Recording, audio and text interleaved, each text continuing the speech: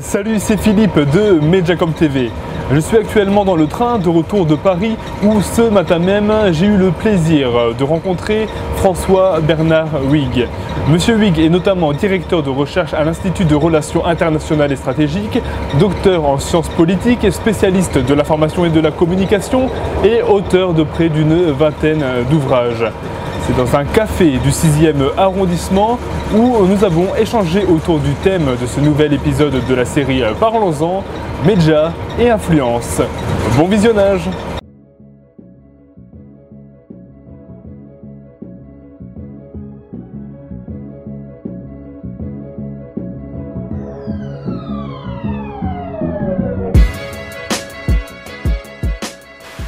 Monsieur Huyghe, bonjour. Bonjour. Et merci d'avoir accepté mon invitation. Je pense que nous nous trouvons dans un lieu qui, je pense, devrait faciliter notre réflexion. Je propose que nous commencions sans plus tarder.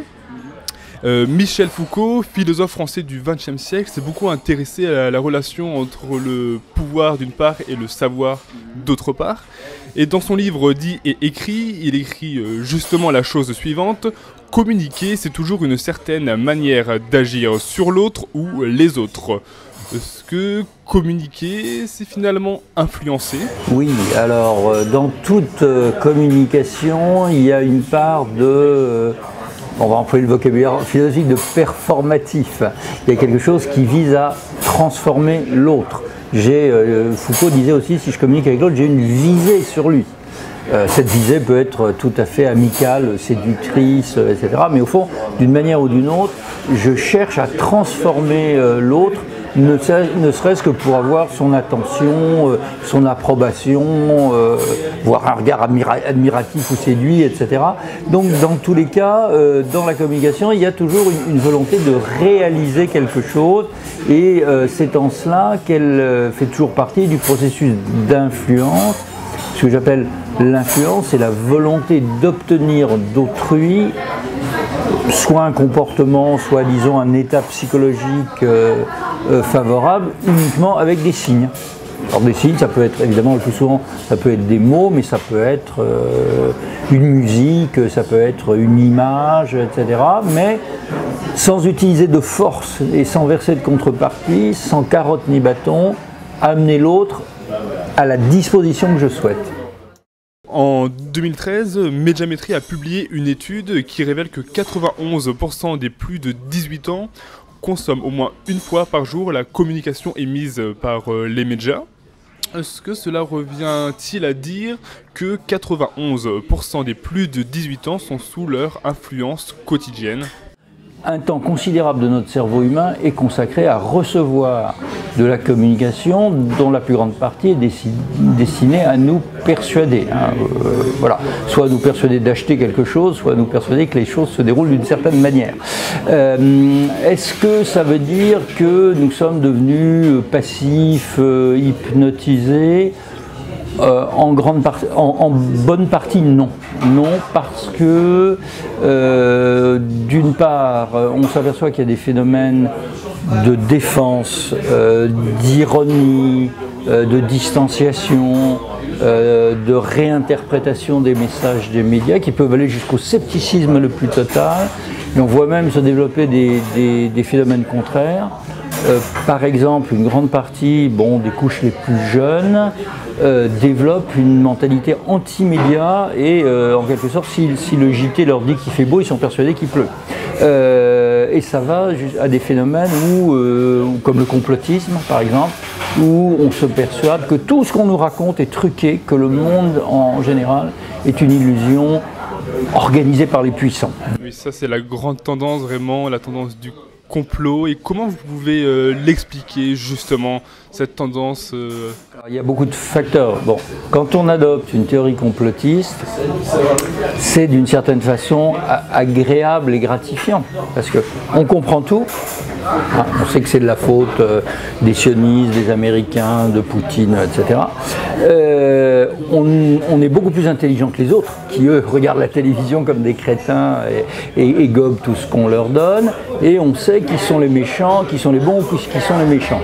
Et il n'y en a que deux.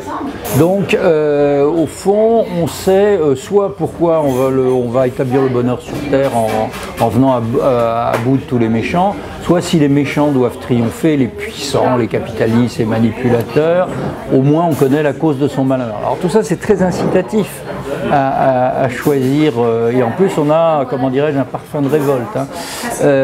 Tout ça c'est très incitatif à choisir la théorie du complot, mais c'est pas uniquement des causes psychologiques, il y a aussi des raisons matérielles. C'est tout simplement que si vous allez sur internet, vous trouvez énormément de matériel qui va vous soutenir dans la conviction que cette photo était truquée, tout ce qu'on nous raconte est faux, regardez là, on voit bien que, etc. Et donc derrière une image, derrière un reportage, un discours, une vidéo, se cache un inévitable point de vue, une prise de position, qu'elle soit consciente ou inconsciente. Justement, alors est-ce que cette influence dont nous parlons est-elle finalement le fruit de l'impossible objectivité des médias ? Alors, montrer, c'est donner à voir d'une certaine façon. Donc c'est construire. Ne serait-ce que par des petits...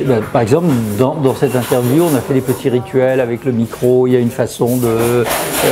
positionner la caméra, par exemple. De positionner la caméra, de créer une ambiance dans ce micro qui répondent à une intention tout à fait sympathique d'ailleurs de votre part. Enfin, c'est pas n'importe quoi, n'importe où dans la rue, avec la caméra renversée. Bon.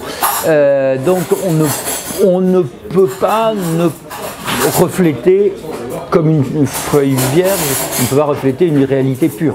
On la construit et on essaie de lui donner un sens. Là, le sens que vous essayez de donner, c'est de m'aider à dire des choses pas trop bêtes, quoi. On va essayer de dire ça comme ça.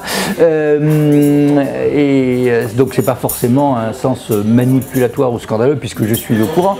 Mais effectivement, on ne peut pas refléter une réalité pure, parce que je dirais même philosophiquement, si vous voulez refléter une réalité pure, il faudrait refléter l'ensemble de l'univers, puisque toutes les causes, tout est en interaction avec tout, il faudrait refléter l'ensemble de l'univers, et seul Dieu, s'il existait, en serait capable.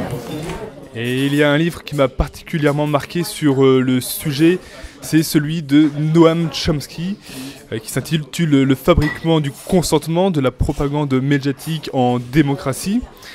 Êtes-vous d'accord avec sa thèse, qui est rejointe par bon nombre et que je vulgarise ici, selon laquelle les médias entretiennent avec les pouvoirs politiques et économiques une relation qui est à l'origine du façonnement de l'opinion publique ? Alors, j'ai énormément d'estime pour Chomsky en tant que linguiste. J'ai lu ce bouquin, bien entendu. Entre parenthèses, la fabrique du consentement, c'est un terme qu'on employait déjà pendant la guerre de 14-18. Making of consent. Là où je suis pas tout à fait d'accord avec la thèse de Chomsky, c'est qu'il voit les médias comme uniquement passifs, au service de ceux qui les financent ou qui peuvent, par la loi ou l'autorité, jouer sur leur sort. Les médias ont également des stratégies autonomes, et dans ces stratégies autonomes, il y a tout simplement des stratégies commerciales. Je veux dire, il faut vendre ce qui est attendu et ce qui fait de... C'est pour faire vivre les médias, c'est aussi comme ça qu'ils vivent. Simplement, c'est pas honteux, je veux dire. Bon, moi on me paie pour penser aussi.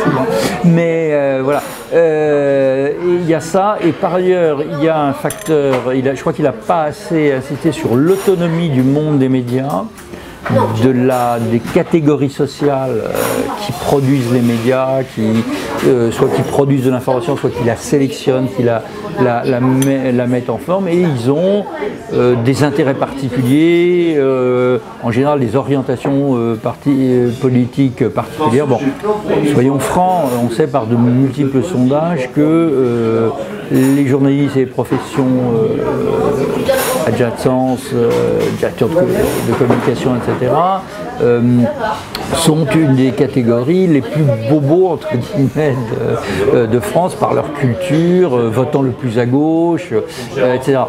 C'est normal. Moi, ça ne me choque pas qu'une catégorie ait des sociales et des caractéristiques dans ses croyances, dans sa façon de s'habiller, dans les restaurants qu'il fréquente, etc., différentes des autres. Mais il me semble que Chomsky n'a pas saisi l'autonomie qu'avait le pouvoir médiatique. Et par ailleurs, il me semble qu'il y a des moments où c'est le pouvoir politique qui tremble devant le pouvoir médiatique, voire ces hommes politiques qui seraient prêts à ramper pour partir à certaines émissions et qui d'ailleurs, significativement, essaient de se concilier ce pouvoir dangereux en épousant des journalistes.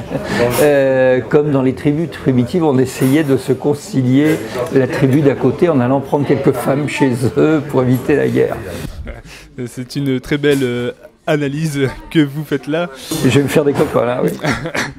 De par les récents événements qui se sont déroulés en France et dans le monde, je parle bien évidemment ici des actions de la menace terroriste, la majorité de nos concitoyens semblent comme perdus, désorientés et aujourd'hui, plus que jamais, ils ont besoin de repères, d'être rassurés, de croire à une réalité, qu'elle soit orientée ou non, influencée ou non.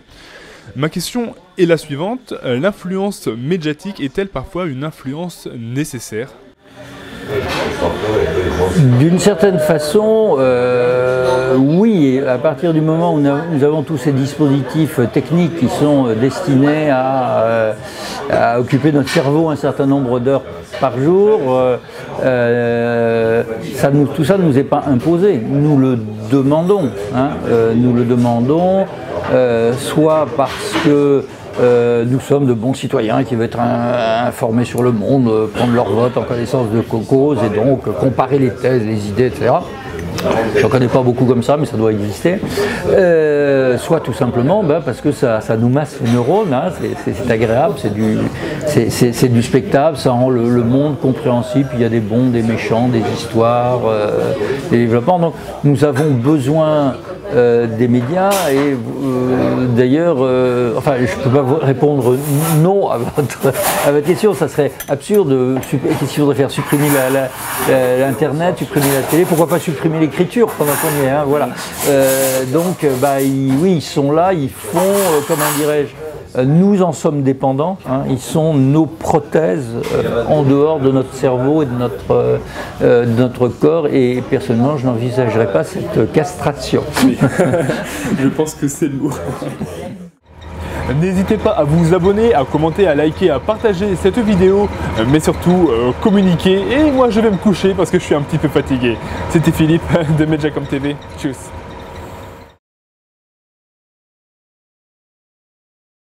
And 80% of those companies thought that they were providing superior experiences to their customers.